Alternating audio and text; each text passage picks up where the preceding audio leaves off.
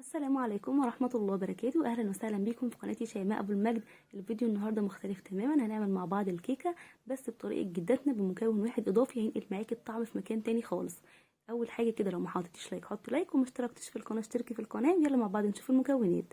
أول حاجة معايا في المكونات، معايا كوبايتين من الدقيق الذرة، ومعايا كوباية من الدقيق القمح أو دقيق الزيرو، أكيد انتوا واخدين بالكم من فرق اللون. معايا كمان كيس من البيكنج باودر، معايا رشة من الملح، وكده مكونات الجافة جاهزة. كوبايه وربع من السكر، 3 حبات من البيض، كوبايه الا ربع من الزيت، كوبايه من الحليب او ممكن تستبدليها بعصير برتقال، معلقه من الخل، وكمان فانيليا.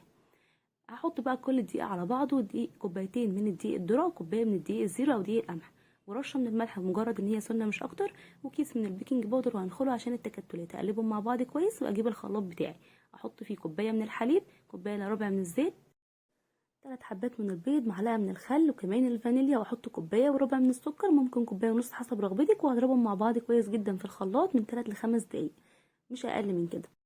هنزل بالخليط ده بقى على المكونات الجافه واقلب بالمضرب كده بالراحه في اتجاه واحد، الخليط ما يبقاش معاكي لا سايل ولا متماسك.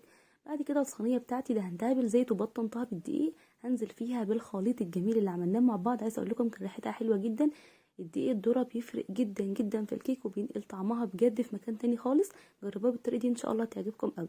بعد ما احط الخليط بقى هخبط الصينيه خبطتين كده عشان اسوي كل الخليط في الصينيه، وكمان اطلع اي فقاعات هواء. وبعد كده هدخلها الفرن على درجه حراره 180، الرف الاوسط، مش شغاله من تحت بس لحد ما تستوي معاكي وتاخد لون. هتشغلي شويه تاخد لون وبس كده. هي هنا كانت سخنه بجد مش مستحمله، بس عايزه اقول لكم طريه جدا جدا. هسيبها تبرد بقى ونشوف مع بعض قد ايه هي طريه ونقطعها. شايفين جميله جدا، والسكينه بتمشي فيها سلسه وحلوه قوي قوي. جربوها بالطريقه دي صدقوني هتعجبكم ومش هتعملوها غير كده. نطلع بقى قطعه نشوف قد ايه هي جميله.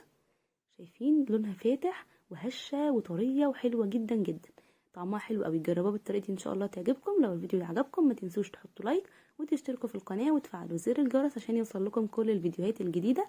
اشوفكم على خير، والسلام عليكم ورحمه الله وبركاته.